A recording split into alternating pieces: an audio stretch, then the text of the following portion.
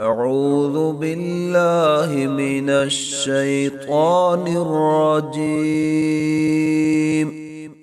بسم الله الرحمن الرحيم.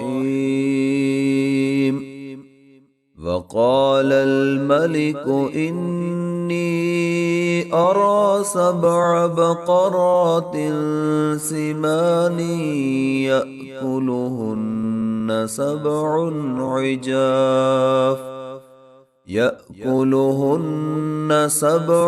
عجاف و7 سنبلات خضر وأخر يابسات.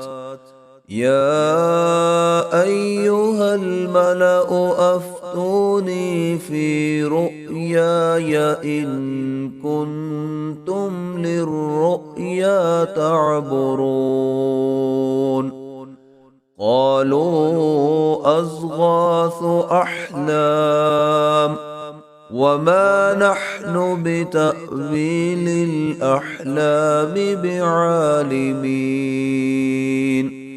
وقال الذي نجا منهما وادكر بعد أمة أنا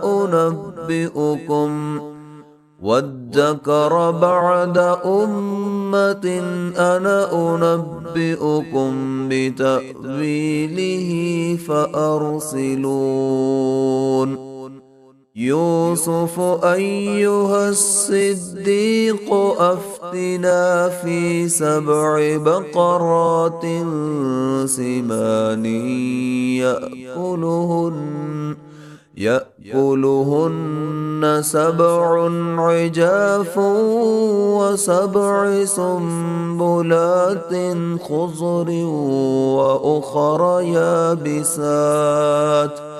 وأخر يابسات لعلي أرجع إلى الناس لعلهم يعلمون.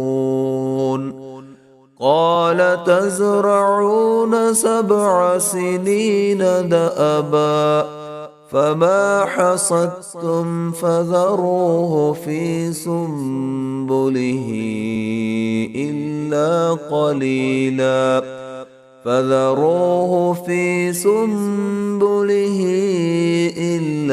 قليلا مما تأكلون. ثم يأتي من بعد ذلك 7 شداد يأكلن ما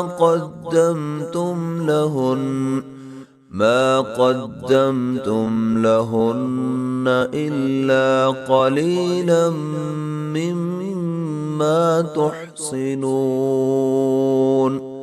ثم يأتي من بعد ذلك عام فيه يغاث الناس وفيه يعصرون.